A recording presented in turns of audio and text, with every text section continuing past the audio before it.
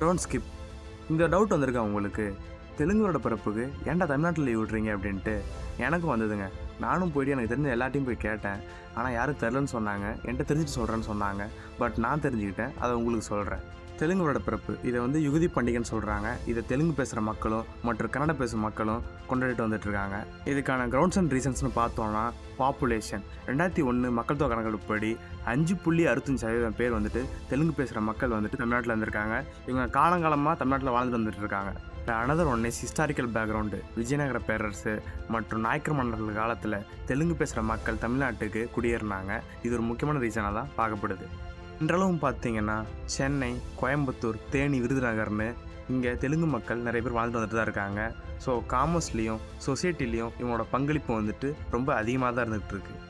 And another ஒரு முக்கியமான reason என்னென்னு பார்த்தோன்னா, மெட்ராஸ் மாகாணமாக இருந்தப்போ ஆந்திரா, கர்நாடகா, கேரளம் இதோட சில நிலப்பகுதிகள் தமிழ்நாட்டோட சேர்ந்து தான் இருந்துகிட்டு இருந்தது. அப்படி இருக்கும்போது இந்த பண்டிகைலாம் காலங்காலமாக கொண்டாடப்பட்டு தான் வந்துகிட்டு இருக்கு. இது 1956 மொழிவாரியாக மாநிலங்கள்லாம் பிரிஞ்சப்பையும் இந்த பண்டிகை தொடர்ந்து தமிழ்நாட்டில் கொண்டாடப்பட்டு தான் வந்துட்டு இருக்கு. ஸோ தொடர்ந்து தான் இந்த அரசு விடுமுறைகளும் அதிகாரப்பூர்வமாக நமக்கு தொடர்ந்து தரப்பட்டுட்டு இருக்கு. இந்த விஷயம் உங்களுக்கு தெரிஞ்சிருக்கலாம், தெரியாமல் இருந்திருக்கலாம். இந்த விஷயம் உங்கள் ஃப்ரெண்ட்ஸுக்கு தெரியாமல் இருக்கலாம். ஸோ நீங்கள் இதை ஷேர் பண்ணுங்கள். அண்ட் இந்த மாதிரி விஷயங்கள் நம்ம தெரிஞ்சுக்கணுன்னா நம்ம போட விஷயம் சேனலில் ஃபாலோ பண்ணிக்கோங்க. So bye by.